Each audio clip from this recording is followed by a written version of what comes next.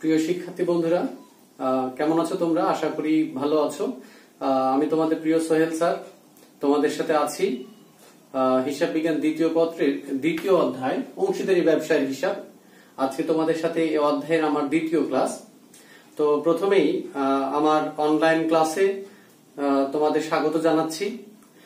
গতদিন আমরা এই অধ্যায়ের কি কি বিবরণী প্রস্তুত করতে হয়, কিছু গুরুত্বপূর্ণ বিষয় যেমন চুক্তিপত্র, চুক্তির অবর্তমানে অংশীদারদের কি কি শর্তাবলী প্রযোজ্য, কি কি বিবরণী এই অধ্যায়ে কি করতে হয়, কি কয়টি পদ্ধতি, এইসব বিষয় নিয়ে আলোচনা করেছিলাম এবং একটি অঙ্ক সমাধান করে দেখিয়েছিলাম।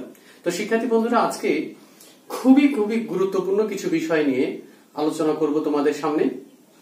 এগুলো তোমাদের অঙ্ক করতে সহযোগিতা করবে, সহজ করে তুলবে অঙ্ক তোমাদের নিকট, আর অনেকগুলো প্রশ্নের উত্তরও তোমরা আজকে আমার এই ক্লাস থেকে পেয়ে যাবে। তো শিক্ষার্থী বন্ধুরা, চলো শুরু করা যাক আজকের এই ক্লাস। তো প্রথমেই কিছু তথ্য আমি তোমাদের দেখাই, তোমরা মনোযোগ সহকারে দেখো এবং প্রয়োজনে অবশ্যই তোমরা খাতায় লিখে রাখো। তো শিক্ষার্থী বন্ধুরা,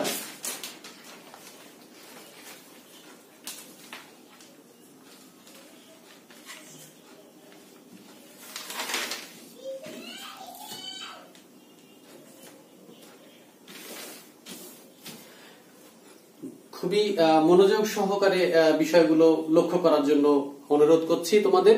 তোমরা অত্যন্ত মনোযোগের সাথে দেখবে, খাতায় লিখবে, বোঝার চেষ্টা করবে, প্রয়োজনে প্রশ্ন করবে, না বুঝলে প্রশ্ন করবে, আমি অবশ্যই উত্তর দেব। তো শিক্ষার্থী বন্ধুরা, খেয়াল করি আমি প্রথমে বোর্ডে একটি পোস্টার তোমরা দেখতে পাচ্ছ, এখানে অনেকগুলো তথ্য লেখা আছে। তোমরা একটু মনোযোগ সহকারে এদিকে একটু দেখো। প্রথমেই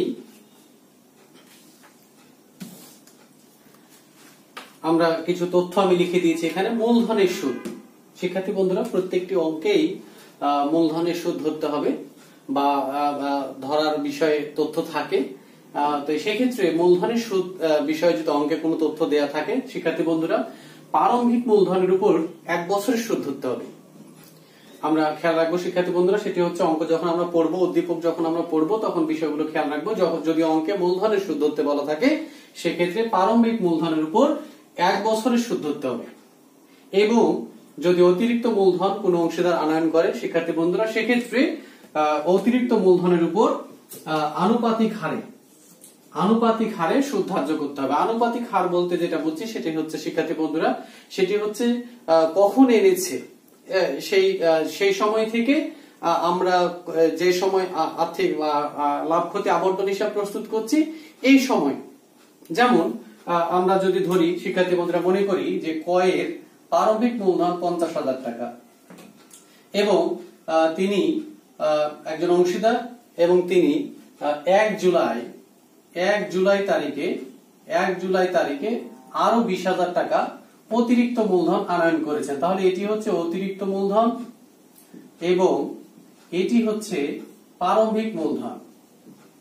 তো শিক্ষার্থী বন্ধুরা, যদিও অঙ্কে মূলধনের উপর 10% সুদ ধার্য করতে বলা হয়ে থাকে, সেক্ষেত্রে 50,000 টাকার উপরে 10% 1 বছরের যোগ 20,000 টাকার উপরে 10% ইন্টু 6/12, অর্থাৎ 5,000 যোগ 1,000, 6,000 টাকা সুদ ধরতে হবে। তো শিক্ষার্থী বন্ধুরা, এভাবে যদি অঙ্কে মূলধনের সুদ ধরতে বলা থাকে, আমরা খেয়াল করব তাহলে প্রারম্ভিক মূলধনের উপরে 1 বছরে এবং অতিরিক্ত মূলধনের উপরে আনয়নের তারিখের উপর নির্ভর করে আনুপাতিক হারে আমরা সুদ বের করব। এবার আসি গুরুত্বপূর্ণ আরেকটি বিষয়, সেটি হচ্ছে ঋণের সুদ। গতদিন আমি তোমাদের চুক্তিপত্রের একটা বিষয় বলেছিলাম, সেখানে যে চুক্তি অংশীদারি ব্যবসায়ের মূল ভিত্তি, কিন্তু চুক্তি ছাড়া অংশীদারি ব্যবসায় চুক্তি যদি না থাকে তবে আমাদের 1932 সালের যে অংশীদারি আইন, এখানে চুক্তির অবর্তমানে কিছু শর্ত বা বিধিবিধান রয়েছে। তো সেখানে আমি তোমাদের দেখিয়েছিলাম যে যদি উল্লেখ না থাকে চুক্তিতে কোন অংশীদার যদি ঋণ সরবরাহ করে তবে সরবরাহকৃত ঋণের উপর 6% হারে সুদ পাবে। আর যদি চুক্তিতে উল্লেখ থাকে অর্থাৎ অঙ্কের মধ্যে যদি সুদের হার উল্লেখ থাকে তবে সে হারে সুদ পাবে। তো শিক্ষার্থী বন্ধুরা আমি আবার তাহলে তাই এখানে লেখা আছে, সেটি হচ্ছে কি ঋণের সুদ হার উল্লেখ থাকলে উক্ত হারে ঋণ গ্রহণের সময় অনুযায়ী, অর্থাৎ যদি জুলাই মাসে ঋণ নিয়ে আসে শিক্ষার্থী বন্ধুরা তবে 6 মাসের, যদি অক্টোবর মাসে নিয়ে আসে 1 অক্টোবর তবে 3 মাসের, এভাবে করে কখন ঋণ নিয়ে আসবে তার উপর নির্ভর করবে হচ্ছে এই সুদের পরিমাণ। তো শিক্ষার্থী বন্ধুরা হার উল্লেখ থাকলে উক্ত হারে, হার উল্লেখ না থাকলে 1932 সালের যে আইন সেই মোতাবেক 6% হারে ঋণের সুদ ধরতে হবে সময় অনুযায়ী। এবার আরো একটি গুরুত্বপূর্ণ বিষয় শিক্ষার্থী বন্ধুরা, সেটি হচ্ছে নিশ্চয়তা বা প্রত্যভূতি। তোমরা বোর্ডে লক্ষ্য করো শিক্ষার্থী বন্ধুরা, সেটি হচ্ছে নিশ্চয়তা বা প্রত্যভূতি। একটি শব্দ এখানে রয়েছে নিশ্চয়তা বা প্রত্যভূতি, এটি নিয়ে এটি খুবই গুরুত্বপূর্ণ বিষয়। অনেক সময় খুবই দক্ষ বা কি বলা যায়, সেটি হচ্ছে দক্ষ বা গুরুত্বপূর্ণ কোনো ব্যক্তিকে অংশীদার হিসেবে গ্রহণ করতে গেলে তাকে অতিরিক্ত কিছু সুবিধা প্রদান করতে হয়। তো সেক্ষেত্রে একজন দক্ষ বা গুরুত্বপূর্ণ ব্যক্তিকে সদস্য হিসেবে বা অংশীদার হিসেবে পেতে চাইলে বা পেতে হলে বা পাওয়ার জন্য অন্য অংশীদার বা পূর্বের যে সকল অংশীদার বা এক্সিস্টিং যারা আগে থেকেই অংশীদার ছিল এমন কেউ অথবা সকলে মিলে যদি সেই ব্যক্তিকে নির্দিষ্ট পরিমাণ মুনাফা প্রাপ্তির বা লাভের অংশ প্রাপ্তির নিশ্চয়তা প্রদান করে, তখন তাকে বলছি আমরা নিশ্চয়তা বা প্রত্যাভূতি। বিষয়টি একটু আমি বোর্ডে পরিষ্কার করি শিক্ষার্থী বন্ধুরা, খেয়াল করি আমরা। সেটি হচ্ছে ক, খ, গ 3 জন অংশীদার কারবারে রয়েছে। ক, তো সেক্ষেত্রে ক সেই গুরুত্বপূর্ণ ব্যক্তি ধরে যদি আমরা নেই, তো ক গ কে নিশ্চয়তা দিল, সেটি হচ্ছে যে লাভ যাই হোক না কেন তোমার লাভের অংশ 10,000 টাকার কম হবে না। অর্থাৎ শিক্ষার্থী বন্ধুরা তার মানে কি, লাভ যদি বেশি হয়, গ যদি বেশি টাকা পায় তাহলে কোনো সমস্যা নেই, কিন্তু যদি লাভ কম হয়, আনুপাতিক হারে যদি লাভের পরিমাণ গ এর 10,000 টাকার কম হয় শিক্ষার্থী বন্ধুরা, তাকে অবশ্যই 10,000 টাকাই দিতে হবে। এটি হচ্ছে নিশ্চয়তা, এটি অঙ্কের একটি গুরুত্বপূর্ণ বিষয় শিক্ষার্থী বন্ধুরা। আমরা তাহলে একটু নিচের দিকে যাই, অঙ্ক করার সময় আমরা আরো বেশি পরিষ্কার করব। তো শিক্ষার্থী বন্ধুরা দেখি নিশ্চয়তা 3 ধরনের, একক নিশ্চয়তা, যৌথ নিশ্চয়তা, পাল্টা নিশ্চয়তা। তাহলে আমরা দেখলাম শিক্ষার্থী বন্ধুরা এখানে 3 জন অংশীদার ক, খ, গ। তো শিক্ষার্থী বন্ধুরা যদি এমনটি হয় শুধু ক গ কে এই নিশ্চয়তা প্রদান করে যে তার একটা নির্দিষ্ট পরিমাণ লাভ প্রাপ্তি ঘটবে, এর কম হবে না, তবে তাকে আমরা বলছি একক নিশ্চয়তা। অর্থাৎ একজন অংশীদার কর্তৃক আরেকজন অংশীদারকে প্রদত্ত এই যে নিশ্চয়তা তাকে আমরা বলছি একক নিশ্চয়তা। 2 যৌথ নিশ্চয়তা, অর্থাৎ ক খ দুজন মিলেই যদি আনুপাতিক হারে গ কে নিশ্চয়তা দেয় যে নির্দিষ্ট পরিমাণ লাভের অংশ প্রাপ্তির ক্ষেত্রে বা লাভ প্রাপ্তির ক্ষেত্রে, তবে তাকে আমরা বলছি যৌথ নিশ্চয়তা। অর্থাৎ কি 2 জন অংশীদার বা যে কয়জন অংশীদার থাকবে সকলে মিলে একজনকে নিশ্চয়তা দিচ্ছে, তাকে আমরা বলছি যৌথ নিশ্চয়তা। শিক্ষার্থী বন্ধুরা আমরা অঙ্ক করার সময় এগুলো দেখিয়ে দিব, বা এই যে এই যৌথ নিশ্চয়তার ক্ষেত্রে কিভাবে আনুপাতিক হারে এই নিশ্চয়তার টাকাগুলো নিশ্চয়তা যিনি পান তিনি কিভাবে পেয়ে থাকেন। তো পরবর্তীতে দেখি গুরুত্বপূর্ণ একটি বিষয়, সেটি হচ্ছে পাল্টা নিশ্চয়তা। পাল্টা নিশ্চয়তা মূলত অঙ্কের ক্ষেত্রে খুবই একটা প্রযোজ্য নয়, কিন্তু বিষয়টি জানা জরুরি, এটি গুরুত্বপূর্ণ একটি বিষয়। তো আবার একটু উপর দিকে যাই শিক্ষার্থী বন্ধুরা, সেটি হচ্ছে নিশ্চয়তা কি। প্রথমে আমি বললাম কি যে কোনো গুরুত্বপূর্ণ ব্যক্তি বা কোনো দক্ষ কোনো ব্যক্তিকে অংশীদার হিসেবে পেতে চাইলে অন্যান্য অংশীদার বা অন্য যে কোনো একজন অংশীদার কর্তৃক প্রদত্ত যে নির্দিষ্ট পরিমাণ লাভ প্রাপ্তির যে নিশ্চয়তা তাকে আমরা বলছি নিশ্চয়তা বা প্রত্যাভূতি। তো শিক্ষার্থী বন্ধুরা, তো যখন কোনো দক্ষ কোনো অংশীদার বা গুরুত্বপূর্ণ কোনো ব্যক্তিকে যখন আমরা কারবারে এভাবে অংশীদার হিসেবে নেওয়া হবে নিশ্চয়তা প্রদানের মাধ্যমে, তখন অনেক সময় এমনটিও হয় যে যাকে বা যে ব্যক্তিকে অংশীদার হিসেবে নেওয়া হচ্ছে তাকেও নির্দিষ্ট পরিমাণ মুনাফা অর্জনের নিশ্চয়তা প্রদান করতে হয়। অর্থাৎ ধরে নিলাম এমনটি ক খ গ। তো ক খ দুজন অংশীদার গ কে নিশ্চয়তা দিল যে তার লাভের অংশ মিনিমাম 20,000 টাকা, অর্থাৎ কমপক্ষে 20,000 টাকা হবে, এর কম হবে না, এর বেশি হতে পারে। ঠিক তেমনি গ কেও নিশ্চয়তা দিতে হলো যে প্রতিষ্ঠানের বন্টনযোগ্য লাভ বা নেট লাভ কমপক্ষে তিনি 50,000 টাকা অর্জন করে দেবেন। তো শিক্ষার্থী বন্ধুরা, এটি হচ্ছে পাল্টা নিশ্চয়তা, অর্থাৎ যিনি নিশ্চয়তা পাবেন তাকেও নিশ্চয়তা প্রদান করতে হবে এক নির্দিষ্ট পরিমাণ মুনাফা অর্জনের সক্ষমতা। তো শিক্ষার্থী বন্ধুরা, এই ছিল নিশ্চয়তা। আমরা অঙ্ক করার সময় দেখব বিষয়গুলো, তখন আরো বেশি পরিষ্কার ধারণা হবে আশা করছি। এবার আসি আমরা আরেকটা গুরুত্বপূর্ণ বিষয়, অনুপাত। গতদিন আমি বলেছিলাম সেটি হচ্ছে চুক্তি যদি না থাকে, এটি আমরা কিভাবে বুঝবো যে তাদের মধ্যে অংশীদারদের মধ্যে কোনো প্রকার চুক্তি নেই। সেক্ষেত্রে আমি গতদিন বলেছিলাম সেটি হচ্ছে যদি দেখা যায় যে তাদের মধ্যে লাভ ক্ষতি বন্টনের কোনো অনুপাত নেই এবং লাভ ক্ষতি কিভাবে বন্টিত হবে এরূপ কোন তথ্য অঙ্কের মধ্যে উদ্দীপকের মধ্যে নেই, সেক্ষেত্রে আমরা বিবেচনা করব যে তাদের মধ্যে মুনাফা বন্টনের অনুপাত নেই, যেহেতু তার মানে তাদের মধ্যে কোনো চুক্তি ছিল না। তো সেক্ষেত্রে ধরে নিব যে চুক্তি নেই।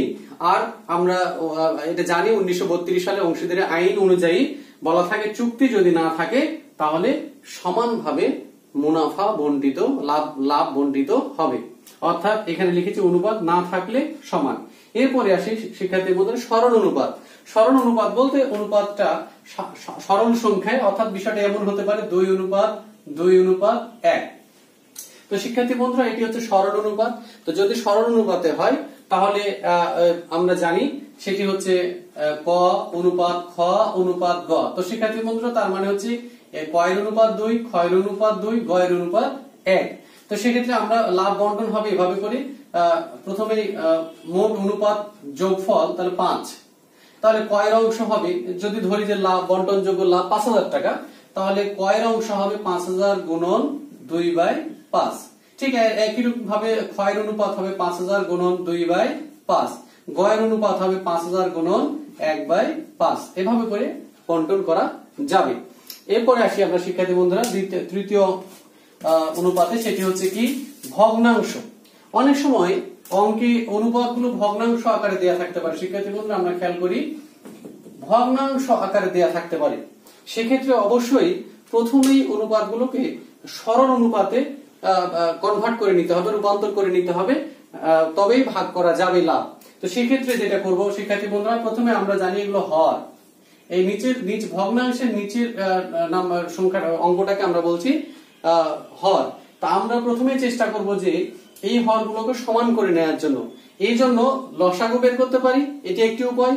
ভিন্ন একটি উপায় হচ্ছে যে এই তিনটি যে কয়েকটি ভগ্নাংশ থাকবে, অনুপাত থাকবে, এর ভিতরে যে ভগ্নাংশটির হর সবচেয়ে বড়, আমরা খেয়াল করব যে বাকি ভগ্নাংশগুলোর হরগুলোকে সেই বড়টির সমান করে নেওয়ার জন্য। তো শিক্ষার্থী বন্ধুরা, প্রথমেই আমরা যদি খেয়াল করি এখানে 3টি ভগ্নাংশ আমি দিয়েছি, এর ভিতরে 6 এই হরটি সবচেয়ে বড়। তাহলে যদি আমরা এমনটি করি শিক্ষার্থী বন্ধুরা 1/2, অর্থাৎ সেক্ষেত্রে যদি নিচেরটিকে আমরা 6 বানাতে চাই তাহলে 2 গুণন 3, এটি একটি উপায়। আরেকটি উপায় হচ্ছে যদি আমরা এই 6 কে 2 দিয়ে ভাগ করি তাহলেও আমরা 3 পেতে পারি। সেক্ষেত্রে 2 গুণন 3, 1 গুণন 3, সূত্র হচ্ছে 3/6। আবার একই রকম ভাবে 1/3, তাহলে হচ্ছে 3 × 2, 1 গুণন 2, আবার 2/6। আবার 1/6 সমান হচ্ছে 1 × 1, 6 × 1, তাহলে 1/6। তাহলে শিক্ষার্থী বন্ধুরা কি হয়ে গেল, তাহলে হরগুলো যদি 6 গুলো যদি সব উঠে যায়, চলে যায়, বাদ দেওয়া হয়, তাহলে থাকে কত শিক্ষার্থী বন্ধুরা 3:2:1, অথবা 6 দ্বারা যদি আমরা গুণ করি ভগ্নাংশগুলোকে, সবগুলোকে 6 দ্বারা গুণ করি, তাহলে কি হয় এটা কেটে যায় শিক্ষার্থী বন্ধু, তাও থাকে কত 3:2:1। তো এভাবে করে সরল ভগ্নাংশ থাকলে আমরা সেটাকে সরল অনুপাত করে নেব। এবার আসি আরেকটি বিষয় শিক্ষার্থী বন্ধুরা, সেটি হচ্ছে মূলধন অনুপাতে। যদি কখনো লাভ ক্ষতি বন্টনের জন্য মূলধন অনুপাত বলা হয় যে মূলধন অনুপাতে লাভ ক্ষতি বন্টিত হবে, সেক্ষেত্রে অংশীদারদের যে প্রারম্ভিক মূলধন থাকবে সেই অনুপাতে লভ্যাংশ বন্টিত হবে। ধরে নেই এখানে ক অনুপাত খ, তাদের প্রারম্ভিক মূলধন একজনের 50,000, ক্ষয়ের অনুপাত ছিল মূলধন ছিল 40,000 টাকা, সেক্ষেত্রে শূন্যগুলো চলে গেল 5:4। এভাবে করেও লাভ ক্ষতি বন্টিত। শিক্ষার্থী বন্ধুরা, এবার খুবই গুরুত্বপূর্ণ বিষয়, সেটি হচ্ছে উত্তরণের সুদ নির্ণয়। প্রতিটি অঙ্কেই প্রায় অঙ্কেই থাকে যে উত্তরণের সুদ নির্ণয় করতে হবে, এবং উত্তরণের সুদ নির্ণয় করা গুরুত্বপূর্ণ জরুরি। মূলত নগদ উত্তরণের উপরে সুদ ধার্য করা হয়ে থাকে। খেয়াল করবো আমরা বিষয়গুলো, সেটি হচ্ছে যে উত্তোলনটি অনেক সময় ভিন্ন ভিন্ন ভাবে উপস্থাপন করা হয়, ভিন্ন ভিন্ন সময়ে উত্তোলন করা থাকে, সুতরাং এই কারণে এটি কষ্টসাধ্য। কিন্তু যদি তোমরা এই বিষয়ে আজকের এই ক্লাস বা এই অংশটুকু যদি মনোযোগ সহকারে দেখো, তাহলে আর তোমাদের উত্তোলনের সুদ বের করতে সমস্যা হওয়ার কথা নয়। তো দেখি শুরু করি আমরা শিক্ষার্থী বন্ধুরা। সেটি হচ্ছে উত্তোলনের সুদ। প্রথমেই লেখা আছে বছরের যে কোনো সময় একবার উত্তোলন করলে ওই কয় মাসের সুদ ধরতে হবে। অর্থাৎ যদি জুলাই মাসের 1 তারিখে উত্তোলন করে শিক্ষার্থী বন্ধুরা একবার বছরে, সেক্ষেত্রে 6 মাসের সুদ। যদি অক্টোবর মাসের 1 তারিখে উত্তোলন করে তাহলে কি হবে 3 মাসের সুদ। যদি জুন মাসের 1 তারিখে উত্তোলন করে 7 মাসের সুদ। যদি মার্চ মাসের 1 তারিখে উত্তোলন করে 10 মাসের সুদ। তাহলে এভাবে করে যদি বছরে একবার উত্তোলন করে শিক্ষার্থী বন্ধুরা, তবে শুধু ওই কয় মাসের সুদ বের করতে হবে।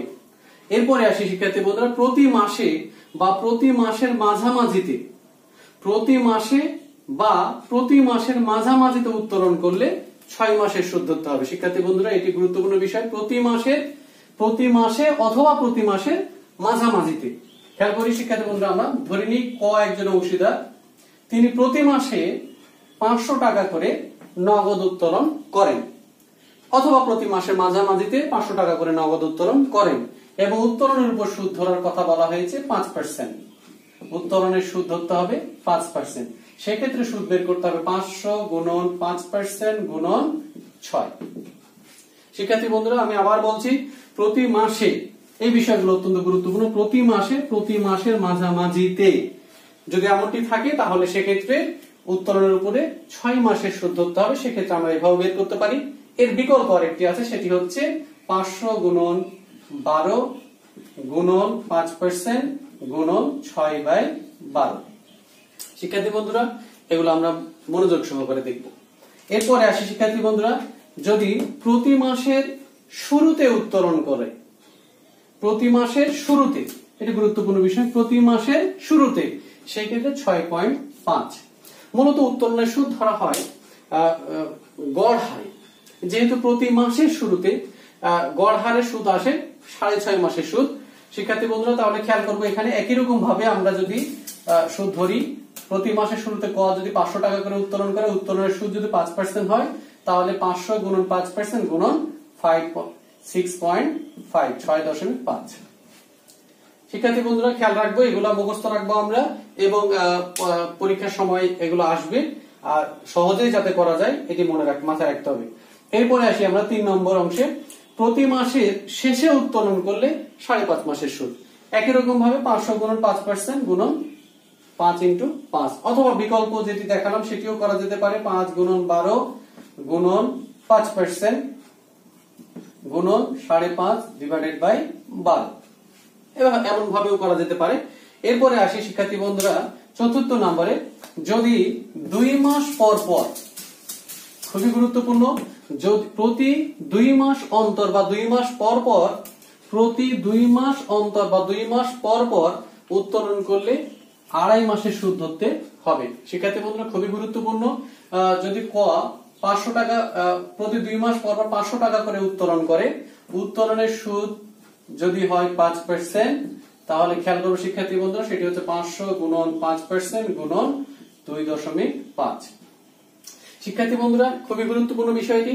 এরপরে আসি, প্রতি 3 মাস পর পর উত্তোলন করলে শিক্ষার্থী বন্ধুরা সেটি হচ্ছে 1.5 মাসের সুদ ধরতে হবে 1.5, অর্থাৎ 500 গুণন 5% ইন্টু 1.5 বা 1.5 মাসের সুদ ধরতে হবে। এটি খুব গুরুত্বপূর্ণ বিষয়। তাহলে আবার বলছি, উত্তোলনের সুদ নির্ণয় অংশীদারি ব্যবসায় হিসাবের ক্ষেত্রে লাভ ক্ষতি আবন্টন হিসাব প্রস্তুতের সময় বা মূলধন হিসেবেও এর প্রভাব পড়ে, অথবা স্থিতিশীল মূলধন পদ্ধতির অঙ্ক হলে চলতি হিসাবেও যায়। সেক্ষেত্রে উত্তরণের সুদ একটি গুরুত্বপূর্ণ বিষয়। তবে এটি বলে রাখি শিক্ষার্থী বন্ধুরা, পরীক্ষায় যদি উত্তরণের সুদ বের করতে না বলা থাকে অথবা উত্তোলনের সুদ বের করতে বলা নেই উদ্দীপকে, তাহলে কিন্তু সুদ ধরার প্রয়োজন নেই। অনেক সময় আমরা দেখেছি পরীক্ষার সময় যে অঙ্কে বলা আছে যে প্রতি 2 মাস পর পর বা প্রতি মাসের শুরুতে বা প্রতি মাসের শেষে অংশীদারগণ উত্তোলন করেছে। শিক্ষার্থীরা মনে করে কি তাহলে তো সুদ ধরতে হবে না। শিক্ষার্থী বন্ধুরা মনে রাখতে হবে, যদি উত্তোলনের সুদ ধরতে বলা থাকে বা নির্দিষ্ট হার উল্লেখ থাকে তবেই শুধু উত্তোলনের সুদ ধরতে। কোনো বিষয় এবার দিয়েছি আমি, সেটি হচ্ছে বেতন। প্রায় অঙ্কে বেতন থাকে। গতদিন বলেছি চুক্তিপত্রের যদি চুক্তিতে উল্লেখ না থাকে তবে কোনো অংশীদার বেতন দাবি করতে পারবে না। তবে সবার সর্বসম্মতিক্রমে বেতন পাবে, অথবা চুক্তিতে থাকলেও অংশীদারগণ এক বা একাধিক অংশীদার বেতন পেতে পারে বা সবাই বেতন পেতে পারে যদি সবাই প্রতিষ্ঠান পরিচালনায় অংশগ্রহণ করে। তো সেক্ষেত্রে বেতন একটি গুরুত্বপূর্ণ বিষয়। এই বেতনের ব্যাপারে বিষয়ে কথা বলার পূর্বে শিক্ষার্থী বন্ধুদের আমি একটি বিষয় তোমাদের একটু মনোযোগ আকর্ষণ করছি। আমরা গতদিন দেখেছি এখানে তিনটি, একটি হচ্ছে লাভ ক্ষতি আবন্টন হিসাব, একটি অংশীদারগণের মূলধন হিসাব, আরেকটি ছিল হচ্ছে চলতি হিসাব।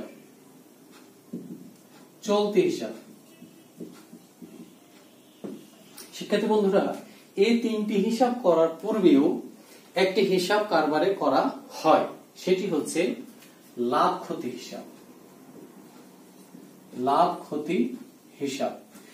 এই হিসাবটি থেকে মূলত প্রতিষ্ঠানের বা কারবারের বা ব্যবসায়ের লাভ বা ক্ষতি নির্ণয় করা হয় এবং নির্ণয়কৃত লাভ বা লাভ ক্ষতি আবন্টন হিসাবের মাধ্যমে অংশীদারগণের মধ্যে বন্টন করে দেয়া হয়। অনেক সময় অংশীদারদের বেতন লাভ ক্ষতি আবন্টনে বসে, আবার লাভ ক্ষতি হিসাবেও আসে। সুতরাং কখন কোন শব্দ ব্যবহার করা থাকলে বেতন কোথায় বসবে বা কোথায় বসেছে এটি গুরুত্বপূর্ণ বিষয়। এই কারণে এই জায়গাটিতে তোমাদের মনোযোগ আকর্ষণ করছি, তোমরা গুরুত্বের সাথে জায়গাটি ফলো করবে বা দেখবা। তো দেখি শিক্ষার্থী বন্ধুরা, প্রথমেই লেখা আছে বেতন পায়, বেতন পাবেন। শিক্ষার্থী বন্ধুরা, অঙ্কের মধ্যে উদ্দীপকের মধ্যে যদি এর শব্দ থাকে বেতন পায়, বেতন পাবেন, তাহলে আমরা ধরে নিব বা যে বেতন লাভ ক্ষতি আবন্টন হিসাবেও আসবে, আবার অংশীদারগণের মূলধন হিসাবেও আসবে। আমি আবার বলছি, বেতন পায় বা বেতন পাবেন, যদি এমন শব্দটুকুই শুধু উদ্দীপকে থাকে, এরপরে আর কোনো শব্দ বেতন সংক্রান্ত আর অন্য কোনো তথ্য নেই, সেক্ষেত্রে আমরা ধরে নিব বা আমরা যেটি করব সেটি হচ্ছে বেতন লাভ ক্ষতি আবন্টন হিসাবেও যাবে, আবার অংশীদারগণের মূলধন হিসাবেও যাবে। 2 নম্বর দেখি আমরা, বেতন চার্জ করার পর। শিক্ষার্থী বন্ধুরা, খুবই গুরুত্বপূর্ণ বিষয়। বেতন চার্জ করার পর, ডেবিট করার পর, বাদ দেওয়ার পর, হিসাবভুক্ত করার পর। খুবই গুরুত্বপূর্ণ বিষয়। বেতন চার্জ করার পর, ডেবিট করার পর, বাদ দেওয়ার পর, হিসাবভুক্ত করার পর, এই শব্দগুলো যদি উদ্দীপকে থাকে এবং সেক্ষেত্রে ধরে নেওয়া হবে কি, তার আগে একটু বলি, সেটি হচ্ছে ধরে নেওয়া হলো যে বেতন পায়, পাবেন, অঙ্কে এটিও আছে, তার সাথে এই শব্দগুলোও আছে। বেতন চার্জ করার পর, ডেবিট করার পর, বাদ দেওয়ার পর যে কোনো একটি আছে, সেক্ষেত্রেও কিন্তু একই নিয়ম প্রযোজ্য হবে। অর্থাৎ বেতন লাভ ক্ষতি আবন্টন হিসাবে আসবে না, কিন্তু অংশীদারগণের মূলধন হিসাবে বা অংশীদারগণের চলতি হিসাবে আসবে। আমি আবার বলছি শিক্ষার্থী বন্ধুরা, বেতন চার্জ করার পর, ডেবিট করার পর, বাদ দেওয়ার পর বা হিসাবভুক্ত করার পর এই শব্দগুলো যদি উদ্দীপকে থাকে তাহলে বেতন লাভ ক্ষতি আবন্টনে আসবে না, কিন্তু অংশীদারগণের মূলধন হিসাব বা চলতি হিসাবে আসবে। 3 নম্বরটা দেখি শিক্ষার্থী বন্ধুরা, বেতন পায় এবং তা গ্রহণ করেছে বা উত্তোলন করেছে। শুধু এতটুকু যদি থাকে তাহলে বেতন পায়, এটি আগে ছিল শিক্ষার্থী বন্ধুরা, এবং তা গ্রহণ করেছে। যদি এমনটি থাকে তাহলে লাভ ক্ষতি আবন্টনে বেতন আসবে, কিন্তু অংশীদারগণের মূলধন হিসাবে বেতন আসবে না, কারণ সে বেতন উত্তোলন করেছে, সুতরাং সেটি আর মূলধনের সাথে সমন্বয় করা হবে না। 4 নাম্বারটা এবার দেখি শিক্ষার্থী বন্ধুরা, বেতন পায় তা গ্রহণ করেছে এবং ডেবিট করার পর, তিনটি এখানে বিদ্যমান। বেতন পায় তা গ্রহণ করেছে এবং আবার ডেবিট করার পর, যদি এমন এই তিনটি শব্দই অঙ্কে থাকে শিক্ষার্থী বন্ধুরা, সেক্ষেত্রে বেতন লাভ ক্ষতি আবন্টনেও আসবে না এবং অংশীদারগণের মূলধন হিসাবেও আসবে না। তাহলে শিক্ষার্থী বন্ধুরা আমরা মনে রাখবো, শুধু বেতন পায়, বেতন পাবেন এতটুকুই যদি থাকে উদ্দীপকে, তাহলে বেতন লাভ ক্ষতি আবন্টনেও যাবে, মূলধন হিসাবেও যাবে। বেতন চার্জ করার পর, ডেবিট করার পর এমনটি থাকলে বেতন লাভ ক্ষতি আবন্টনে যাবে, বেতন লাভ ক্ষতি আবন্টনে যাবে না, কিন্তু মূলধন হিসাবে যাবে। 3 নাম্বার, বেতন পায় এবং তা গ্রহণ করেছে এমনটি যদি থাকে তবে লাভ ক্ষতি আবন্টনে যাবে, কিন্তু মূলধন হিসাবে যাবে না। বেতন পায় তা গ্রহণ করেছে এবং ডেবিট করার পর বা চার্জ করার পর এমনটি যদি থাকে তাহলে বেতন লাভ ক্ষতি আবন্টনেও যাবে না, আবার মূলধন হিসেবেও যাবে না। শিক্ষার্থী বন্ধুরা এবার খুবই গুরুত্বপূর্ণ বিষয় এবং আজকের যে গুরুত্বপূর্ণ যে আলোচনা গুলো চলছে তার একদম শেষ পর্যায়ে এটি আছে, সেটি হচ্ছে কমিশন। অনেক অংশীদার তার অতিরিক্ত কাজের বিনিময়ে অন্যান্য অংশীদার কর্তৃক সম্মতি জ্ঞাপন করে কমিশন পেয়ে থাকেন বা সম্মতিতে কমিশন পেয়ে থাকেন, অথবা চুক্তিতে থাকলেও যে কোনো অংশীদার তার অতিরিক্ত কাজের বিনিময়ে বা অতিরিক্ত দক্ষতার কারণে কমিশন পেতে পারেন। তো কমিশন কখন কিভাবে থাকলে কিভাবে তার হিসাব করতে হবে সেটি এখানে আমি তোমাদের সহজে বোঝানোর চেষ্টা করছি বা দেখানোর চেষ্টা করেছি, তোমরা মনোযোগের সাথে দেখো। তো শিক্ষার্থী বন্ধুরা দেখো, নেট লাভের উপর কমিশন। আমরা জানি যে অংশীদারি ব্যবসার অঙ্ক, গতদিন যে অঙ্ক আমি সমাধান করেছি সেখানে আমি তোমাদের দেখেছি যে প্রত্যেকটি অঙ্কেই কিন্তু চলতি সালের নেট লাভটি দেয়া থাকে, এটি সবসময় দেয়া থাকবে অঙ্কে।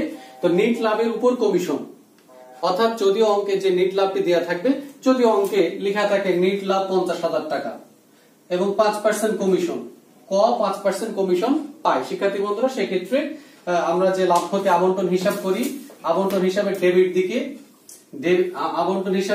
দিকে যদি ক নামে একজন অংশীদার, উনি যদি নেট লাভের উপর 10% কমিশন পান, নেট লাভ যদি 50,000 টাকা হয় শিক্ষার্থী বন্ধুরা এবং 10% যদি কমিশন হয়, তাহলে লাভ ক্ষতি আবন্টনের ডেবিট পাশে কয়ের মূলধন হিসাব লিখে কমিশন 5,000 টাকা, এভাবে সহজেই বের করতে পারি আমরা। তাহলে সেক্ষেত্রে আমরা মনে রাখবো নেট লাভের উপর কমিশন, অর্থাৎ অঙ্কে প্রদত্ত যে নেট লাভ তার উপর সরাসরি 10% ধার্য করলেই হবে।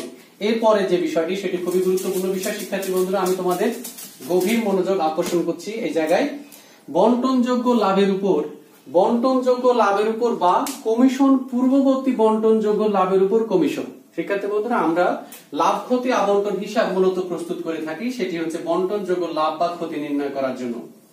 লাভ ক্ষতি আবন্টন হিসাব কতদিন আমি দেখিয়েছি তোমাদের, লাভ ক্ষতি আবন্টন হিসাব প্রস্তুত করি আমরা এই লাভ বা ক্ষতি, বন্টনযোগ্য লাভ বা ক্ষতি বের করার জন্য।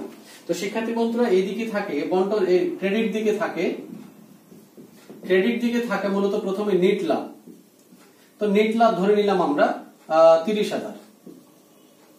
শিক্ষার্থী বন্ধুরা আরো কিছু বিষয় এখানে থাকে, যেমন উত্তোলনের সুদ, পণ্য উত্তোলন। তো ধরে নিলাম পণ্য উত্তোলন ছিল আরো 5,000 টাকা। শিক্ষার্থী বন্ধুরা খেয়াল করো, আমি তোমাদের মনোযোগ আকর্ষণ করছি। তার আমি কি বললাম, এদিকে থাকে নেট লাভ, ধরে নিলাম উত্তোলন আর উত্তোলনের সুদ এবং পণ্য উত্তোলন মিলে 5,000 টাকা। এদিকে ধরে নিলাম যে মূলধনের সুদ, বেতন, ঋণের সুদ, এগুলা ধরে নিলাম আরো 15,000 টাকা। শিক্ষার্থী বন্ধুরা কি মূলধনের সুদ, বেতন আর অন্যান্য যে সকল তথ্য থাকে ধরে নিলাম 15,000 টাকা, কিন্তু কমিশনটি কিন্তু নেই। তাহলে কি বলছে, বন্টনযোগ্য লাভের উপর বা কমিশন পূর্ববর্তী বন্টনযোগ্য লাভের উপর কমিশন। তো শিক্ষার্থী বন্ধুরা অঙ্কে যদি থাকে যে বন্টনযোগ্য লাভের উপর 10% কমিশন পাবেন, সেক্ষেত্রে ক 10% কমিশন পাবেন এমনটা যদি থাকে। শিক্ষার্থী বন্ধুরা খেয়াল করি আমরা, তাহলে কি করব আমরা, প্রথমে আমরা এই দিক যোগ করব, ক্রেডিট দিক, তাহলে যোগ করি শিক্ষার্থী বন্ধুরা 35,000। আমরা ক্যালকুলেটরের সাহায্যে আমরা এটি বিয়োগ করব। শিক্ষার্থী বন্ধুরা আমরা যদি এই ক্রেডিট দিক থেকে ডেবিট দিক বিয়োগ করব, বিয়োগ করলে হয় 35 থেকে 15,000 টাকা বাদ দিলে 20,000 টাকা। শিক্ষার্থী বন্ধুরা তাহলে 20,000 টাকার উপর 10% হচ্ছে 2,000 টাকা। এবার আমি 2,000 টাকা বিয়োগ করে এই 18,000 টাকা বন্টনযোগ্য লাভ নির্ণয় করব। তাহলে শিক্ষার্থী বন্ধুরা আমি আবার বলি, কমিশন পূর্ববর্তী বা বন্টনযোগ্য লাভের উপর এই শব্দগুলো যদি থাকে তাহলে যেটি করব, কমিশন লিখে ফেলবো, কিন্তু কমিশনের টাকা আমরা লিখবো না। প্রথমে আমরা ক্রেডিট দিক যোগ করব, কমিশন ছাড়া অন্য যে সকল তথ্য থাকবে সেগুলো বিয়োগ করব, বিয়োগ করে যে বিয়োগ ফলটি বের হবে সেটি অন্য জায়গায় লিখে বা রাফে লিখে আমরা কি করব, তার উপরে পার্সেন্টেজটা বের করে কমিশন বের করে এখানে লিখব। এটি হচ্ছে যদি বন্টনযোগ্য লাভের উপর বা কমিশন পূর্ববর্তী বন্টনযোগ্য লাভের উপর কমিশন এই কথা উল্লেখ থাকে। এবার আসে আরেকটি গুরুত্বপূর্ণ বিষয়, কমিশন চার্জ করার পরবর্তী বন্টনযোগ্য লাভের উপর কমিশন। শিক্ষার্থী বন্ধুরা এটি খুবই গুরুত্বপূর্ণ বিষয় এবং ভর্তি পরীক্ষায়, বিভিন্ন বিশ্ববিদ্যালয়ে ভর্তি পরীক্ষায় এটি মাঝে মাঝে এসে থাকে এবং বোর্ড ফাইনাল বা কলেজেরও ফাইনাল পরীক্ষাতে নৈর্ব্যক্তিক অংশে এটি লক্ষ্য করা যায়, মাঝে মাঝে অঙ্কেও দেয়া থাকে। তো শিক্ষার্থী বন্ধুরা একই রকম ভাবে আমরা প্রথমে কমিশন ছাড়া বাকি সকল তথ্যগুলো আমরা লিখে নিব, লিখে নেওয়া হয়েছে একই রকম। শিক্ষার্থী বন্ধুরা আমরা খেয়াল করি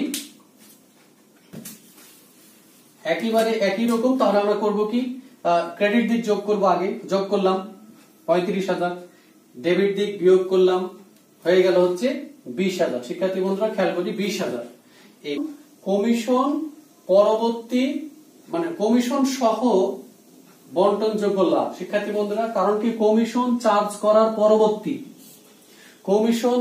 করার পরবর্তী বন্টনযোগ্য লাভের উপর কমিশন, অর্থাৎ এই টাকাটা, এই যে 20,000 টাকা বের হয়েছে 35,000 থেকে 15,000 বিয়োগ করার পরে, এটি হচ্ছে কমিশন প্লাস লাভ। যেহেতু কমিশন পরবর্তী বন্টনযোগ্য লাভ, তার মানে এখনো তো আমরা কমিশন বাদ দেইনি, তার মানে এটি হচ্ছে কমিশন যোগ লাভ। তার মানে কমিশন যদি হয় 10% আর বন্টনযোগ্য লাভ যদি হয় 100%, তাহলে এই টাকাটি কিন্তু 110%। সুতরাং এই টাকাটিকে সেক্ষেত্রে আমরা 10 দিয়ে ভাগ 110 দিয়ে গুণ করলে কমিশন পেয়ে যাব। এরপর এই টাকা প্লাস কমিশন বিয়োগ এই টাকা থেকে এই টাকা প্লাস কমিশন বিয়োগ করলে আমরা পেয়ে যাব বন্টনযোগ্য লাভ। যদি 5% হয় শিক্ষার্থী বন্ধুরা, তাহলে ধরে নেব এটা 105%, তখন আমরা এটিকে 105 দিয়ে ভাগ আর 5 দিয়ে গুণ। আবার যদি ধরি 15%, তাহলে 115 দিয়ে ভাগ 15 দিয়ে গুণ। একই ভাবে আমরা কমিশন পাবো। শুধু আমরা খেয়াল রাখবো একটি পূর্ববর্তী, একটি হচ্ছে পরবর্তী। পূর্ববর্তী হলে আমরা বন্টনযোগ্য লাভটা বের করে সরাসরি তার উপরে 5%, 10%, 15%। পরবর্তী বললে যে বন্টনযোগ্য লাভটা বিয়োগ করে বের করে 100 প্লাস সেই শতকরা হার এবং সেই শতকরা হার দিয়ে গুণ। তো শিক্ষার্থী বন্ধুরা আমরা এই অধ্যায়ের অনেক গুরুত্বপূর্ণ বিষয় আজকে লক্ষ্য করলাম, দেখলাম। তো শিক্ষার্থী বন্ধুরা একটি অঙ্ক এখানে আমি দিয়েছি, যা তোমরা অবশ্যই ভিডিও থামিয়ে তোমরা প্রথমেই খাতায় তুলে নিবা, যেহেতু আমি পরবর্তীতে অঙ্ক করার সময় বোর্ডে অঙ্কটি থাকবে না। সেক্ষেত্রে অঙ্ক তোমার খাতায় না থাকলে আমি জানি যে হিসাব বিজ্ঞানের অঙ্ক ভালো বোঝার জন্য অঙ্ক পাশাপাশি থাকা অত্যন্ত জরুরি। তো সেক্ষেত্রে অবশ্যই ভিডিও থামিয়ে আমরা অঙ্কটি প্রথমে তুলে নিব। তো দেখি আমরা শিক্ষার্থী বন্ধুরা, রিয়াদ ও মামুন দুজন অংশীদার 2019 সালের 1 জানুয়ারি তারা যথাক্রমে 30,000 টাকা ও 40,000 টাকা নিয়ে একটি অংশীদারি কারবার শুরু করে। শিক্ষার্থী বন্ধুরা এটি হচ্ছে তাদের প্রারম্ভিক মূলধন 30,000 এবং 40,000 টাকা নিয়ে। তো শিক্ষার্থী বন্ধুরা পরবর্তীতে অংশ দেখি, 2019 সালের 1 জুলাই মামুন 20,000 টাকা অতিরিক্ত মূলধন আনয়ন করে। শিক্ষার্থী বন্ধুরা এই তারিখ খুবই জরুরি, 1 জুলাই কি আনয়ন করে? অতিরিক্ত মূলধন। শিক্ষার্থী বন্ধুরা এগুলো খেয়াল রাখবো, তারিখ খুবই জরুরি। এরপরে হচ্ছে রিয়াদ ও মামুন যথাক্রমে 500 টাকা ও 600 টাকা মাসিক বেতন পায়। খেয়াল রাখবো শিক্ষার্থী বন্ধুরা, মাসিক রিয়াদও পায় মামুনও পায় বেতন 500 টাকা এবং 600 টাকা করে মাসিক বেতন পায়। খেয়াল রাখবো শিক্ষার্থী বন্ধুরা, দুইজনই পেয়ে থাকেন প্রত্যেক মাসের প্রথম তারিখে। এই বিষয়গুলো আমি একটু আগে আলোচনা করেছি শিক্ষার্থী বন্ধুরা। সেটি হচ্ছে প্রত্যেক মাসের প্রথম তারিখে রিয়াদ ও মামুন কারবার হতে যথাক্রমে 600 টাকা ও 800 টাকা উত্তোলন করে। শিক্ষার্থী বন্ধুরা খেয়াল করবো আমরা, 600 টাকা ও 800 টাকা উত্তোলন করে প্রত্যেক মাসের প্রথম তারিখে দুইজনই। পরবর্তীতে দেখি কারবারের লাভ ক্ষতি 1:2 অনুপাতে বন্টিত হবে, অর্থাৎ তাদের যে লাভ ক্ষতি হবে কারবারে সেটি তারা বন্টন করে নেবে 1:2। মূলধন ও উত্তোলনের উপর 5% হারে সুদ ধার্য করতে হবে। মূলধন ও উত্তোলনের উপরে 5% হারে সুদ ধরতে হবে শিক্ষার্থী বন্ধুরা। এরপরে আছে রিয়াদের বেতন ডেবিট করার পর। শিক্ষার্থী বন্ধুরা এই বিষয়গুলো নিয়ে একটু আগেই আমরা কথা বলেছি। রিয়াদের বেতন ডেবিট করার পর কিন্তু অন্যান্য সমন্বয়গুলো সাধনের পূর্বে 2019 সালের 31 ডিসেম্বর তারিখে কারবারের নিট লাভ হয় 58,600 টাকা। ক উত্তোলনের সুদ নির্ণয় করো। খ লাভ ক্ষতি আবন্টন হিসাব প্রস্তুত করো। গ অংশীদারদের মূলধন হিসাব প্রস্তুত করো। শিক্ষার্থী বন্ধুরা সেক্ষেত্রে আমি প্রথমেই বলেছি সেটি হচ্ছে যে আমাদের অঙ্কে যে সকল বিষয় গুরুত্বপূর্ণ বিষয়, বেতন, মূলধনের সুদ, ঋণের সুদ, মুনাফার অংশ বা অনুপাত বা কমিশন বা নিশ্চয়তা, এই বিষয়গুলো নিয়ে এই কারণে আলোচনা করেছি। দেখো তোমরা দেখো এখানেই তার কয়েকটি প্রয়োগ রয়েছে। তার ভিতরে একটি হচ্ছে অতিরিক্ত মূলধন রয়েছে যার উপর আনুপাতিক হারে সুদ ধরতে হবে। দেখো এখানে বেতন রয়েছে, আবার বেতন পায় লেখা আছে এবং নিচে লেখা আছে রিয়াদের বেতন ডেবিট করার পর। এর অর্থ হচ্ছে রিয়াদের বেতনটি মূলধন হিসাবে গিয়েও লাভ ক্ষতি আবন্টন হিসাবে যাবে না, কারণ তার বেতন ডেবিট করা হয়। কিন্তু মামুনের বেতন আবন্টন হিসাবেও যাবে, আবার মূলধন হিসাবেও যাবে, কারণ তার হিসাবটি কিন্তু তার বেতনটি কিন্তু ডেবিট করা হয়নি। ডেবিট করা হয় এর অর্থ কিন্তু আসলে আমি প্রথমেই বলেছি সেটি হচ্ছে লাভ ক্ষতি হিসাবে দেখানো হয়ে গেছে, হিসাবভুক্ত হয়ে গেছে। এরপরে আবার এখানে দেখো শিক্ষার্থী বন্ধুরা সেটি হচ্ছে উত্তোলন। উত্তোলনের বিষয়ে আগে অল্প কিছুক্ষণ আগে আমি বলেছি সেটি হচ্ছে উত্তোলনের সুদের বিষয়। যে উত্তোলনের সুদ একটি গুরুত্বপূর্ণ বিষয়। এখানে গড় হারে সুদ ধরা হয়। সুতরাং খেয়াল করবো আমরা শিক্ষার্থী বন্ধু, তাহলে প্রত্যেক মাসের প্রথম তারিখে উত্তোলন করলে আমরা প্রথমে একটু আগে বলেছি সেটি হচ্ছে 6.5 মাসের সুদ ধার্য করতে হবে। তো শিক্ষার্থী বন্ধুরা চলো আমরা যাই অঙ্কটি সমাধান করি। তো শিক্ষার্থী বন্ধুরা আমরা যদি অঙ্কটি তোমাদেরকে আগে বলেছি ভিডিও থামিয়ে অঙ্কটি তোমরা অবশ্যই তুলে নিবা তোমাদের খাতায়। তো শিক্ষার্থী বন্ধুরা আমরা ক অংশে দেখলাম যে উত্তোলনের সুদ নির্ণয় করো। এটি রয়েছে উত্তোলনের সুদ। তো শিক্ষার্থী বন্ধুরা এখানে দুইজন অংশীদার, একটি হচ্ছে রিয়াদ আর একজন হচ্ছে মামুন। শিক্ষার্থী বন্ধুরা আমরা খেয়াল করি সেটি হচ্ছে রিয়াদ উত্তোলন করেছে প্রত্যেক মাসের প্রথম তারিখে 600 টাকা এবং মামুন উত্তোলন করেছে প্রত্যেক মাসের প্রথম তারিখে সেটি হচ্ছে 800 টাকা এবং সুদের হার 5%। কিছুক্ষণ আগে আমি বলেছি সেটি হচ্ছে উত্তোলন যদি প্রত্যেক মাসের শুরুতে করে তবে 6.5 মাসের সুদ, অর্থাৎ গুণন 6.5 বা 6.5। তো সেক্ষেত্রে এটি যদি আমরা পার্সেন্ট করে গুণ করি আমরা শিক্ষার্থী বন্ধু, তাহলে আমরা পেয়ে যাব হচ্ছে এর হচ্ছে 195 টাকা আর এর হচ্ছে 260 টাকা। তো শিক্ষার্থী বন্ধুরা আমরা এভাবে করে সহজেই উত্তোলনের সুদ নির্ণয় করতে পারি। এরপরে আমরা খ অংশে যদি দেখি সেটি হচ্ছে লাভ ক্ষতি আবন্টন হিসাব। লাভ ক্ষতি আবন্টন হিসাবে ঘর আমরা প্রথমে টেনে নেব শিক্ষার্থী বন্ধুরা। গতদিন আমি ছক কিভাবে টানতে হবে তা শিখিয়েছি তোমাদের। প্রথমে আমরা ঘর টেনে নেব শিক্ষার্থী বন্ধুরা। এদিকে নিচে একটা দাগ থাকবে এরকম। তো এখানে দুটি টাকার ঘর থাকবে দুই দিকে, দুই পাশে একটা ডেবিট, এদিকে হচ্ছে ক্রেডিট থাকবে শিক্ষার্থী বন্ধুরা। সেটি হচ্ছে এদিকে এখানে টাকা, এখানে হচ্ছে বিবরণ টাকা আর হচ্ছে বিবরণ। এখানে থাকবে রিয়াদ ও মামুন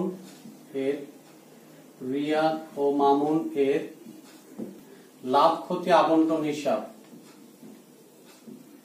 লাভ ক্ষতি আবন্টন হিসাব 31 ডিসেম্বর 2019 সালের সমাপ্ত বছরের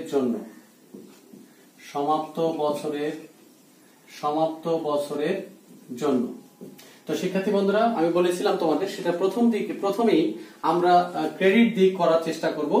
তাহলে প্রথমে আমরা ক্রেডিট দিকে লিখি হচ্ছে লাভ ক্ষতি হিসাব।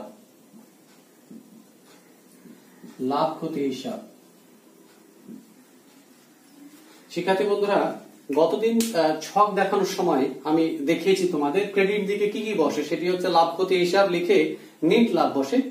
এরপরে আসে উত্তোলনের সুদ, পণ্য উত্তোলন এবং অসমন্বিত কিছু আয়, যেমন যেগুলা হয়তো বাদ পড়ে গিয়েছিল লাভ ক্ষতি হিসাব করার সময়, সেটি হচ্ছে অনাদায়ী বিনিয়োগের সুদ, অগ্রিম খরচ।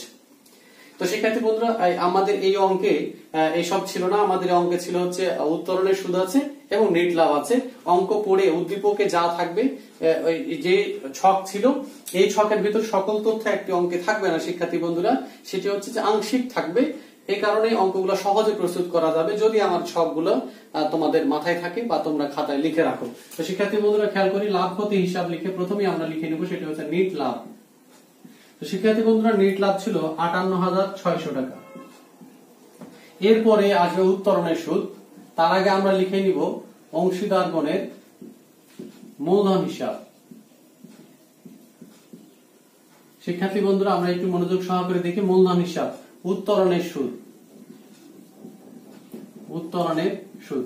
শিক্ষার্থী বন্ধুরা, এখানে আমরা অংশীদারগণের মূলধন হিসাব না লিখে চলতি হিসাব কেন লিখিনি? গতদিন আমরা বলেছিলাম দুটি পদ্ধতি, একটা পরিবর্তনশীল মূলধন পদ্ধতি, একটা হচ্ছে স্থিতিশীল মূলধন পদ্ধতি। স্থিতিশীল মূলধন পদ্ধতিতে মূলত আমরা অংশীদারগণের চলতি হিসাব করি এবং উত্তোলনের সুদ বা এই সকল দফা, লাভ ক্ষতি আবন্টন হিসাবে যে সকল দফা থাকে, পরবর্তীতে এই দফাগুলো চলতি হিসাবে যায়, সেটি স্থিতিশীল মূলধন পদ্ধতিতে। এবং আমি বলেছিলাম চেনার উপায় হচ্ছে কি, আমাদের উদ্দীপকে যদি চলতি হিসাব সংক্রান্ত কোনো তথ্য থাকে, চলতি হিসাবের উদ্ধৃত থাকে বা করণীয় অংশ যদি চলতি হিসাব প্রস্তুত করতে বলা হয়, তখন আমরা স্থিতিশীল মূলধন পদ্ধতিতে অঙ্ক করব এবং তখন এইখানে অংশীদারগণের মূলধন হিসাব না লিখে লিখবো অংশীদারগণের চলতি হিসাব। কিন্তু এই অঙ্কে সুস্পষ্ট ভাবে অংশীদারগণের মূলধন হিসাব করতে বলা হয়েছে এবং চলতি হিসাব সংক্রান্ত কোনো তথ্য দেয়া নেই। সুতরাং অঙ্কটি হচ্ছে পরিবর্তনশীল মূলধন পদ্ধতিতে সম্পূর্ণ করতে হবে। এই কারণে এখানে লেখা হয়েছে অংশীদারগণের মূলধন হিসাব। তো শিক্ষার্থী বন্ধুরা, খেয়াল করে উত্তোলনের সুদ, রিয়াদ এবং মামুন। তো রিয়াদ মূলধন ছিল, সুদ ছিল 195 টাকা আর এর ছিল হচ্ছে 260 টাকা। তো যদি আমরা শিক্ষার্থী বন্ধু যোগ করি তাহলে হচ্ছে 455 টাকা শিক্ষার্থী বন্ধুরা। এবার আমরা এদিকে আর কিছু থাকে বলতে, এদিকে থাকে এখন পণ্য উত্তোলন, কিন্তু আমাদের উদ্দীপকে পণ্য উত্তোলন নেই। অনাদায়ী বিনিয়োগের সুদ আমাদের উদ্দীপকে নেই, বা অন্যান্য অগ্রিম খরচ যা থাকে অনেক সময়, যা আমাদের উদ্দীপকে নেই। তো শিক্ষার্থী বন্ধুরা, তাহলে ক্রেডিট দিক আমাদের সম্পূর্ণ হয়েছে। এবার আমরা ডেবিট দিকে যাই। ডেবিট দিকে থাকে হচ্ছে মূলধনের সুদ, বেতন, কমিশন, ঋণের সুদ এবং হচ্ছে মুনাফার অংশ। তো শিক্ষার্থী বন্ধুরা, আমরা খেয়াল করি সেটা যে প্রথমেই থাকে, সেটা যদি আমরা মনে করি যে মূলধনের সুদ, তাহলে মূলধনের সুদ অঙ্কে রয়েছে শিক্ষার্থী বন্ধুরা। সেক্ষেত্রে আমরা এখানে প্রথমেই লিখে নিব অংশীদারগণের মূলধন হিসাব। অংশীদারগণের মূলধন হিসাব, অংশীদারগণের মূলধন হিসাব। মূলধনের সুদ, মূলধনের সুদ, রিয়াদ মামুন। তো যেমনটি শিক্ষার্থী বন্ধুরা যেমনটি একটু আগেই বলেছি, সেটি হচ্ছে অংশীদারগণ মূলত মূলধনের প্রারম্ভিক মূলধনের উপর সুদ পেয়ে থাকেন 1 বছরে, এবং অতিরিক্ত মূলধন যদি কেউ আনয়ন করে তবে আনুপাতিক হারে যে কয় মাস আগে এনেছে 31 ডিসেম্বরের আগে, সেই কয় মাসের শুধু সুদ পাবে। তো শিক্ষার্থী বন্ধুরা, এখানে অতিরিক্ত মূলধন এনেছিল মামুন জুলাই মাসের 1 তারিখে 20,000 টাকা। তো শিক্ষার্থী বন্ধুরা, আমরা যদি খেয়াল করি তাহলে রিয়াদের প্রারম্ভিক মূলধন ছিল, আমরা যদি এখানে একটু করে দেখাই, রিয়াদের প্রারম্ভিক মূলধন ছিল হচ্ছে 30,000 টাকা। তাহলে 30,000 টাকার উপরে 5% তাহলে হচ্ছে 1500 টাকা। এবং মামুনের প্রারম্ভিক মূলধন ছিল 40,000, তার উপরে 5% যোগ অতিরিক্ত মূলধন আনয়ন করেছে 20,000 টাকা, তার উপর 5%,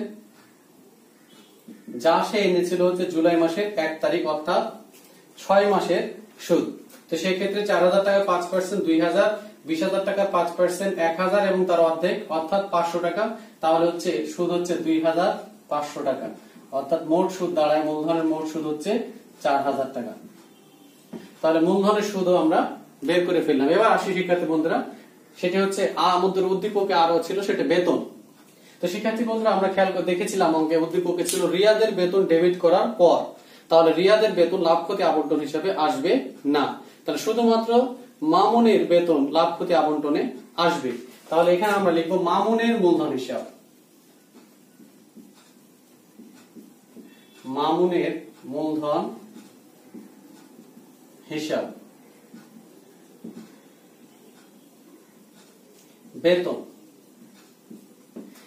খেয়াল করে শিক্ষার্থী বন্ধুরা, সেটি হচ্ছে রিয়াদ ও মামুন যথা করে 500 ও 600 টাকা মাসিক বেতন পায়। তাহলে মামুন হচ্ছে 600 টাকা করে, 600 গুণন 12, সেটা হচ্ছে 7,200 টাকা বেতন পাবে। শিক্ষার্থী বন্ধুরা এইদিকে আমাদের আর কোনো তথ্য নেই। আমি আবার বলে রাখি, ডেবিট দিকে সাধারণত আসে হচ্ছে মূলধনের সুদ, বেতন, কমিশন, ঋণের সুদ, আর হচ্ছে যে লাভের অংশ, যদি কখনো অসমন্বিত ব্যয় যেগুলো লাভ ক্ষতি হিসাবে বাদ পড়ে গেছে, যেমন অনাদায়ী পাওনা বা বকেয়া কোনো খরচ, সেগুলো এখানে এসে থাকে। শিক্ষার্থী বন্ধুরা তাহলে আমরা আমাদের তথ্য বসানো শেষ হয়েছে। এবার যদি আমরা দেখি কোন দিক বড়, তাহলে দেখি ক্রেডিট দিক বড়। তাহলে দুই দিকে আমরা এভাবে করে সমাপনী চিহ্ন এঁকে আমরা যদি ক্রেডিট দিক যোগ করি প্রথমে, তাহলে ক্রেডিট দিকে পেয়ে যাই হচ্ছে যোগ করলে আমরা পাবো হচ্ছে 59,055, 59,055। শিক্ষার্থী বন্ধুরা আমরা এদিকে বসাবো 59,055।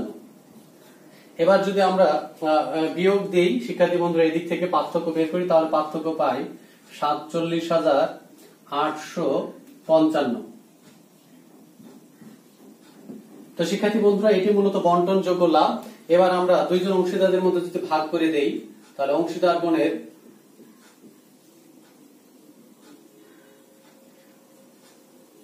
অংশীদারগণের মূলধন হিসাব, অর্থাৎ লাভের অংশটিও মূলধন হিসাবে যাবে। লাভের অংশ বা বন্টন যোগ্য লাভের অংশ আমরা যে কোনোটি লিখতে পারি শিক্ষার্থী বন্ধুরা, সেটি হচ্ছে রিয়াদ, মামুন।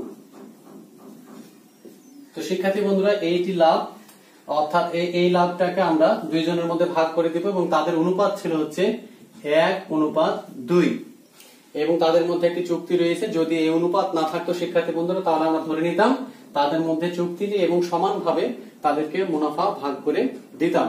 সেক্ষেত্রে যেহেতু এদের চুক্তি আছে, এইটাকে যদি আমরা 1:2 অনুপাতে ভাগ করি শিক্ষার্থী বন্ধুরা, তাহলে রিয়াদের মুনাফা দাঁড়ায় 15,952 এবং মামুনের হচ্ছে 31,903। এই ছিল হচ্ছে লাভ ক্ষতি আবন্টন হিসাব। শিক্ষার্থী বন্ধুরা এবার যদি আমরা অংশীদারগণের মূলধন হিসাব করার চেষ্টা করি,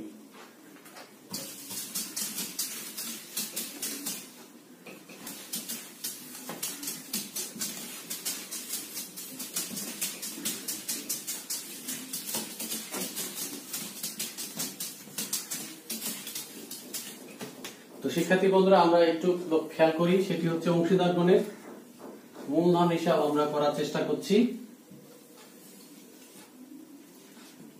এখানে দুইজন অংশীদার, তাহলে দুইজনের আলাদা আলাদা ঘর হবে টাকা। এখানে একটা তারিখের ঘর হবে শিক্ষার্থী বন্ধুরা, তারিখের ঘর, দুইজনের টাকার ঘর। এবং অনুরূপ ভাবে একই রকম ভাবে শিক্ষার্থী বন্ধুরা সেটি হচ্ছে এখানে দুটো দিক থাকবে, একটি হচ্ছে ক্রেডিট দিক এবং একটি হচ্ছে ডেবিট দিক। এটা হচ্ছে তারিখ, এটি বিবরণ, এটা রিয়াদ, এটা মামুন। তারিখ, বিবরণ, এটি হচ্ছে রিয়াদ, এটা হচ্ছে মামুন। তো শিক্ষার্থী বন্ধুরা আমরা খেয়াল করি, সেটি হচ্ছে আমাদের এই হচ্ছে ছক আমাদের, যেখানে দুটি দিক আছে, সেটি হচ্ছে একটি হচ্ছে যে ডেবিট, একটি হচ্ছে ক্রেডিট। এখানে লিখবো অংশীদারগণের মূলধন হিসাব, অংশীদারগণের মূলধন হিসাব 31 ডিসেম্বর 2019। তো শিক্ষার্থী বন্ধুরা, যে গতদিন আমি যেমনটি বলেছি, সেটি প্রথমে দুই দিকে আমরা সালটা লিখে নিব, 2019 সাল। এবং প্রথমে ক্রেডিট দিকে শুরুতেই জানুয়ারি মাসের 1 তারিখ প্রারম্ভিক উদ্বৃত্ত অর্থাৎ প্রারম্ভিক মূলধনটা আমরা লিখে নিব শিক্ষার্থী বন্ধুরা। প্রারম্ভিক উদ্বৃত্ত বা প্রারম্ভিক মূলধন ছিল রিয়াদের 30,000 এবং মামুনের 40,000। শিক্ষার্থী বন্ধুরা, খুবই গুরুত্বপূর্ণ বিষয়, সেটি হচ্ছে প্রথমে আমরা প্রারম্ভিক উদ্বৃত্ত লিখে নিব। এরপরে আমরা দুটো বিষয় মনে রাখবো, সেটি এক অতিরিক্ত মূলধন, আর একটি হচ্ছে নগদ উত্তোলন। শিক্ষার্থী বন্ধুরা, অতিরিক্ত মূলধন আনয়ন করেছে জুলাই মাসের 1 তারিখ নগদান হিসাব, যেটি মামুন আনয়ন করেছে সেটি হচ্ছে 20,000 টাকা। শিক্ষার্থী বন্ধুরা, নগদ উত্তোলন এই দিকে লিখে নিব আমরা ডিসেম্বর 31 উত্তোলন হিসাব। শিক্ষার্থী বন্ধুরা, তাদের প্রত্যেকে উত্তোলন করেছিল প্রত্যেক মাসের শুরুতে রিয়াদ 600 টাকা এবং মামুন হচ্ছে 800 টাকা করে। তাহলে এর হচ্ছে 600 টাকা করে, 600 গুণন 12, তাহলে 7,200 টাকা। আর এর ছিল হচ্ছে 800 গুণন 12, সেটা হচ্ছে 9,600 টাকা। শিক্ষার্থী বন্ধুরা, আবার বলছি আমি, সেটি হচ্ছে প্রারম্ভিক মূলধন উদ্বৃত্ত বা প্রারম্ভিক মূলধন লেখার পরপরই আমরা দুটো বিষয় এনশিওর করব বা লিখে ফেলবো, সেটি হচ্ছে এক অতিরিক্ত মূলধন, আর একটি হচ্ছে নগদ উত্তোলন। তা আমরা দুটো লিখে ফেলেছি। উত্তোলন অংশীদারগণের মূলধন হিসাবে ডেবিট দিকে যায় এবং অতিরিক্ত মূলধন হিসাবে ক্রেডিট দিকে যায়। শিক্ষার্থী বন্ধুরা, এবার যেহেতু খেয়াল রাখবো, যেহেতু একজনের বেতন ডেবিট করা হয়েছিল, সেটি হচ্ছে রিয়াদের বেতন ডেবিট করা হয়েছিল। তো যদি কারো বেতন ডেবিট করা হয়ে থাকে, যেহেতু বেতন ডেবিট করা হলে লাভ ক্ষতি আবন্টন হিসেবে আসবে না, কিন্তু মূলধন হিসেবে আসবে, তাহলে সেটিও আমরা প্রথমে লিখে নিব। শিক্ষার্থী বন্ধুরা, আমরা খেয়াল করবো, সেটি ডিসেম্বর 31 লাভ ক্ষতি হিসাব।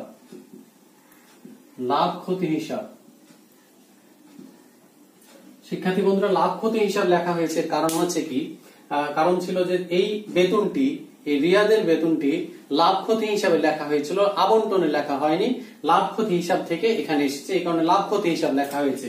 তাহলে বেতন, শিক্ষার্থী বন্ধুরা, রিয়াদের বেতন ছিল প্রতি মাসে 500 টাকা করে, তাহলে হচ্ছে 6,000 টাকা। এরপরে শিক্ষার্থী বন্ধুরা, ডিসেম্বর 31 লাভ ক্ষতি আবন্টনের ডেবিট দিকে যে সকল দফা রয়েছে, আবার বলছি আমি, লাভ ক্ষতি আবন্টন হিসেবে ডেবিট দিকে যে সকল দফা রয়েছে, সেগুলো অংশীদারগণের মূলধন হিসেবে ক্রেডিট দিকে আমরা নিয়ে আসব। তাহলে লাভ ক্ষতি আবন্টন হিসাব।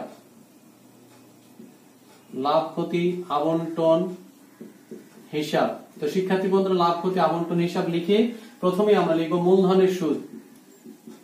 মূলধনের সুদ ছিল হচ্ছে, মূলধনের সুদ রিয়াদের ছিল 1,500 টাকা, মামুনের ছিল 2,500 টাকা। শিক্ষার্থী বন্ধুরা, এরপরে ছিল বেতন রিয়াদেরটা উপরে আছে, লাভ ক্ষতি হিসাব থেকে সরাসরি এখানে এসেছে, তাহলে এখানে শুধু মামুনেরটা আসবে। মামুনের বেতন ছিল 7,200 টাকা। এরপরে আরেকটা দফা ছিল, সেটি হচ্ছে মুনাফার অংশ বা লাভের অংশ, আমরা লিখতে পারি লাভের অংশ, বন্টনযোগ্য লাভের অংশ। শিক্ষার্থী বন্ধুরা, লাভের অংশ ছিল হচ্ছে রিয়াদের 15,952, তারপরে 31,903 ছিল হচ্ছে মামুনের। এরপরে লাভ ক্ষতি আবন্টনের ক্রেডিট দিকে যে সকল দফা আছে শিক্ষার্থী বন্ধুরা, সেগুলো এখানে আসবে, সে নিট লাভ বাদে। তাহলে প্রথমে এখানে লিখে দেব লাভ ক্ষতি ডিসেম্বর 31 লাভ ক্ষতি আবন্টন হিসাব লিখে উত্তোলনের সুদ শিক্ষার্থী বন্ধুরা ছিল 195 এবং হচ্ছে 260। তো আমাদের তথ্য বসানো শেষ শিক্ষার্থী বন্ধুরা। এবার আমাদের জের নির্ণয়ের পালা। উদ্বৃত্তকরণের পালা। তো প্রথমে আমরা দুই দিকে সমান্তরাল আমরা সমাপনী চিহ্ন বা দাগ টেনে নেই। এরপরে মূলধন হিসেবে সবসময় ক্রেডিট দিক বড় হয়ে থাকে, তাহলে ক্রেডিট দিক আগে আমরা যোগ করবো। শিক্ষার্থী বন্ধুরা, ক্রেডিট দিক যদি যোগ করি তাহলে রিয়াদের মূলধনের যোগফল হয় 53,452 টাকা এবং মামুনের মূলধন হিসেবে যোগফল 1,01,603 টাকা। আমরা একই যোগফল ডেবিট দিকে লিখে নেব শিক্ষার্থী বন্ধুরা, 53,452 টাকা 1,01,603 টাকা। এরপরে আমাদের উদ্বৃত্তকরণের পালা শিক্ষার্থী বন্ধুরা। এটা তোমরা জানো, সহজে উদ্বৃত্তকরণ করা হয়, সেটি হচ্ছে ক্রেডিট দিক থেকে ডেবিট দিক যোগ বিয়োগ করা হয়। তাহলে আমরা যদি প্রথমে রিয়াদের ঘর করি, তাহলে রিয়াদের 53,452 থেকে যদি এই 7,200 টাকা বিয়োগ করি, তাহলে আমরা পাই হচ্ছে 46,057 টাকা। শিক্ষার্থী বন্ধুরা, একই রকম ভাবে যদি আমরা মামুনের এই 1,01,603 থেকে 9,600 এবং 260 টাকা বিয়োগ করি, তাহলে আমরা পাই শিক্ষার্থী বন্ধুরা 91,743 টাকা, যেটাকে আমরা নাম দিই ব্যালেন্স সিডি, ব্যালেন্স সিডি। এবং এইটি তারিখ হয় এই বছরের শেষ তারিখ ডিসেম্বর 31 এবং এদিকে পরবর্তী বছর অর্থাৎ 2020 সালের জানুয়ারির 1, যেটাকে আমরা বলি ব্যালেন্স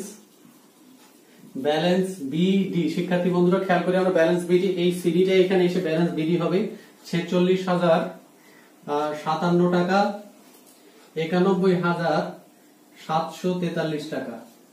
এই হয়ে গেল মূলধন হিসাব। তো শিক্ষার্থী বন্ধুরা, আজকে বেশ কিছু গুরুত্বপূর্ণ বিষয় আলোচনা করে একটি অঙ্কের সমাধান আমরা করে দেখালাম, কিভাবে সহজে সমাধান করতে হয়। তাহলে আজকের আলোচনাগুলো খুবই গুরুত্বপূর্ণ ছিল এবং তোমরা এগুলো খাতায় তুলে রাখবা, বারবার মনে রাখার চেষ্টা করবে, তাহলে খুব সহজে অঙ্কের সমাধান করতে পারবে। আর আবার খুবই 1-2 দিনের মধ্যেই আবার আরেকটি অঙ্ক নিয়ে আরো কিছু গুরুত্বপূর্ণ বিষয় নিয়ে তোমাদের সামনে হাজির হব। সেই পর্যন্ত তোমরা সুস্থ থাকো, ভালো থাকো। ধৈর্য সহকারে এতক্ষণ ধরে আমার এই ক্লাসটি উপভোগ করার জন্য তোমাদেরকে অশেষ ধন্যবাদ।